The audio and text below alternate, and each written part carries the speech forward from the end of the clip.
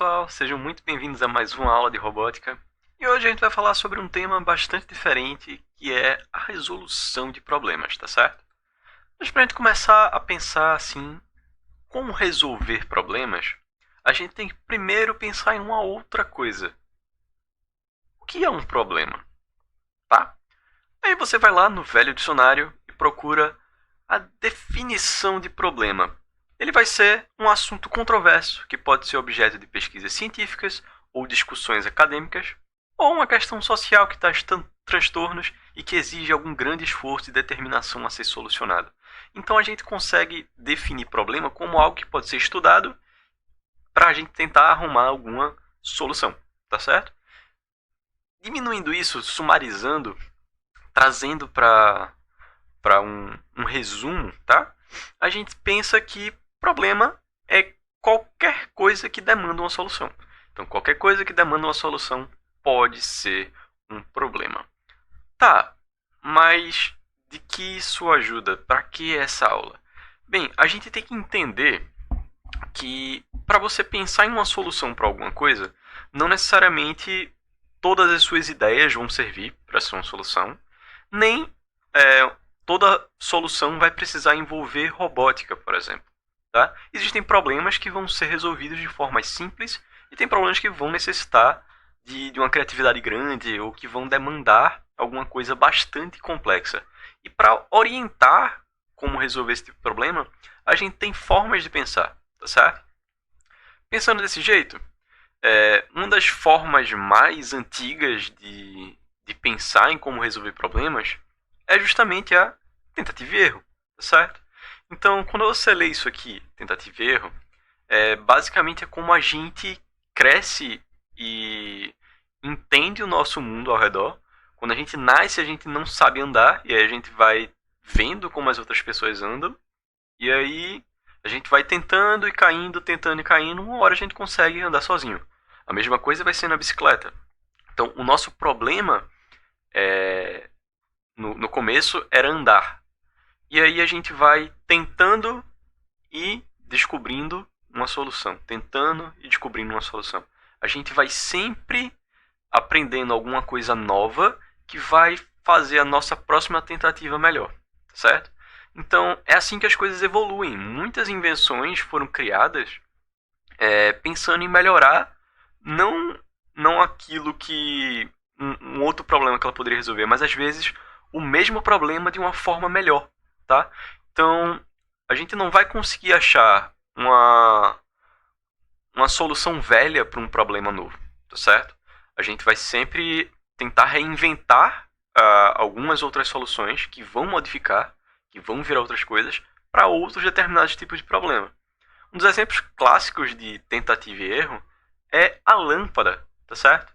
Se você parar para pensar, nosso problema não é gerar luz. Nosso problema é a iluminação, como fazer a gente ter luz durante a noite, tá certo? Então, antigamente a gente usava o quê? A gente usava uma vela. Era muito mais fácil usar uma vela para fazer iluminar um ambiente, tá? Só que com o passar do tempo a gente viu que a vela gasta cera, ela tem um risco de incêndio muito grande.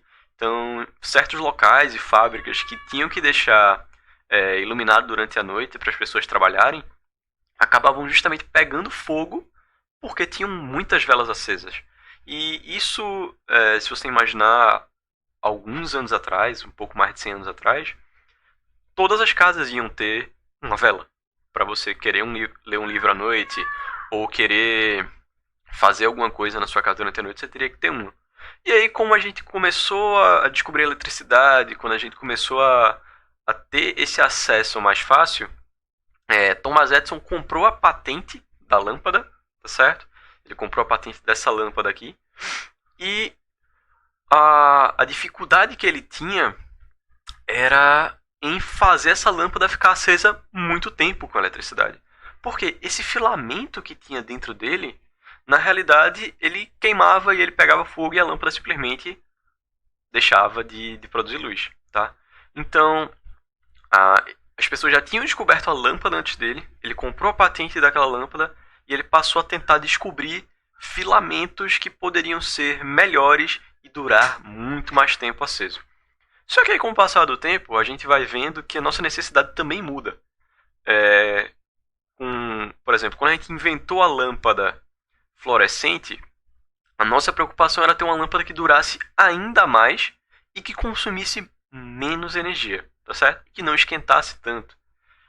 Então, você pode ver que o problema inicial era a iluminação, da gente conseguir iluminar as coisas, e ele passou a ser duração da luz, porque uma vela, ela obviamente durava muito pouco tempo. Já essa lâmpada aqui, incandescente, ela já durava um tempinho a mais, mas as primeiras versões, por exemplo, duravam 45 horas acesa. Uma lâmpada fluorescente hoje em dia pode durar 10 mil horas, certo? Dependendo do tipo dela. E a gente chega finalmente pensando na redução de consumo maior, em como chegar numa lâmpada de LED que tem um consumo infinitas vezes menor do que uma lâmpada incandescente, certo? Cerca de 60 vezes menor. E a gente consegue ter uma iluminação muito maior do que uma lâmpada incandescente. Então a gente consegue produzir mais potência, digamos assim, de luz, que é medida em lumens, tá? A gente consegue deixar os ambientes muito mais claros, usando muito menos energia.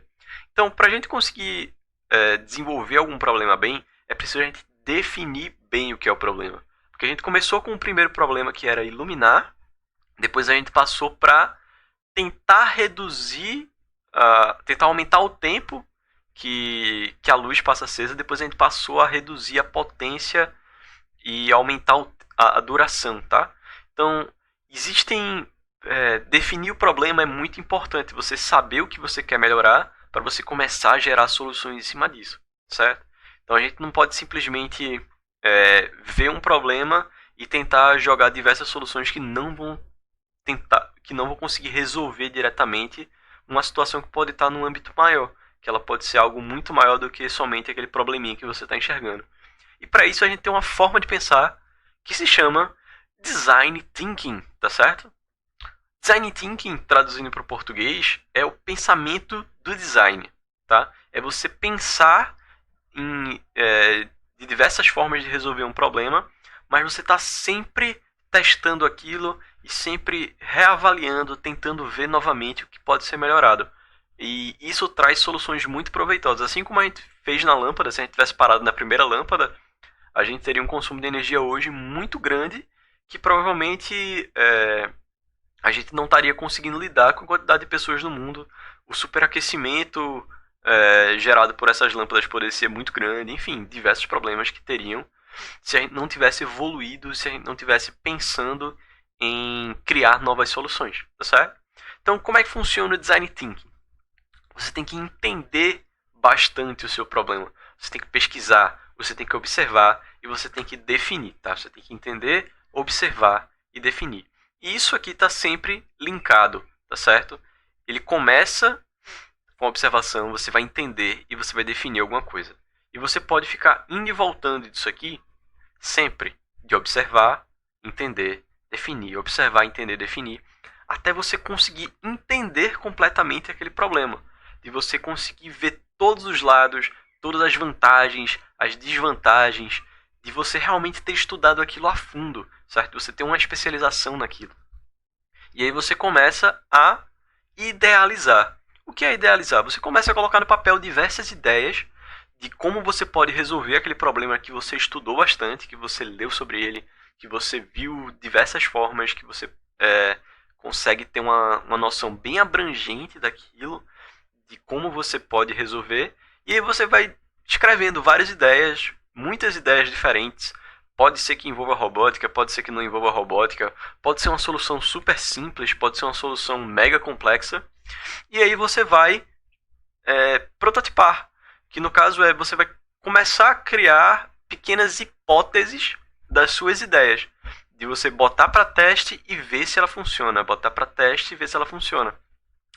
E aqui na parte idealizar, você idealiza, define, prototipa, idealiza, define, prototipa e vê se aquilo que você está prototipando, que você está fazendo, que você está construindo, está realmente dando algum retorno positivo. Se está, você testa. E aí depois de testar, se deu certo, tenta de novo. Se não deu certo, tenta de novo também. Você vai sempre ter alguma coisa que melhorar ali dentro. Então, nessa parte de idealizar, prototipar e testar, é um loop infinito, tá certo? Já depois de você ter observado e entendido muito bem o problema, raras vezes você vai precisar voltar aqui para entender de novo alguma coisa desse problema. Então eles são divididos em dois grandes loops, tá certo? Que tem uma conexão aí no meio. Então, nessa pegada de você definir, idealizar, prototipar e testar, quando a gente está trazendo isso para a robótica, depois de você entender bastante o problema, a parte de idealizar seria você imaginar diversas soluções que não envolvem robótica, que não necessariamente pode ser resolvida de uma forma eletrônica ou de alguma coisa tecnológica. Pode ser uma solução bastante simples, tá certo? Como, por exemplo, abrir minha porta, eu posso usar simplesmente uma maçaneta, ou apagar e acender a minha luz. Eu posso simplesmente utilizar um botão, tá certo? Um interruptor, e ela vai acender e apagar. Mas eu poderia fazer isso de forma robótica? Poderia. Poderia colocar um clapper para minha luz acender e apagar, por exemplo. Quando eu batesse palma, ela acende. Quando eu bater palma de novo, ela apaga. Mas aí o meu problema é, eu quero desligar e acender a minha luz sem precisar ir a um interruptor. Já é um problema diferente. Eu poderia ligar e desligar minha luz com um controle remoto? Poderia também, em vez de bater palma. Já seria mais cômodo para mim, tá? Então, existem formas de fazer isso que não envolvam a robótica, e existem formas criativas que envolvam a robótica, tá? Então essa parte de idealizar ela é muito importante, de você citar diversas ideias para poder resolver um problema. E a parte de prototipar é você literalmente botar a mão na massa, de você construir e testar se aquela sua ideia vale a pena, tá? E você vai testando, testando, testando, até você ter alguma coisa que realmente resolva aquele problema da forma como você queira. Tranquilo? E essa aqui é uma boa forma de pensar. Eu quero que vocês atentem bastante a isso. Que durante as aulas a gente vai estar tentando criar essa atmosfera, ao menos agora em agosto, tá? De ver problemas e tentar resolver eles de uma forma criativa e tentar resolver eles usando a robótica também. Então, a próxima aula a gente vai tentar perceber algum problema que dá para ser resolvido de diversas formas e criar alguma solução para ele utilizando a robótica também, tá certo? Então, por hoje é só, pessoal. A gente se vê na próxima aula e muito obrigado por terem comparecido. Qualquer dúvida é só acessar lá no duvidas@madebyrobotica.com.br, que eu ou qualquer outro professor vai tirar uma dúvida sua, tá bem? Ou tenta conversar com a gente nas nossas redes sociais, segue lá a gente, que é muito bom ter o apoio de vocês. Obrigado, pessoal, e até a próxima. Tchau!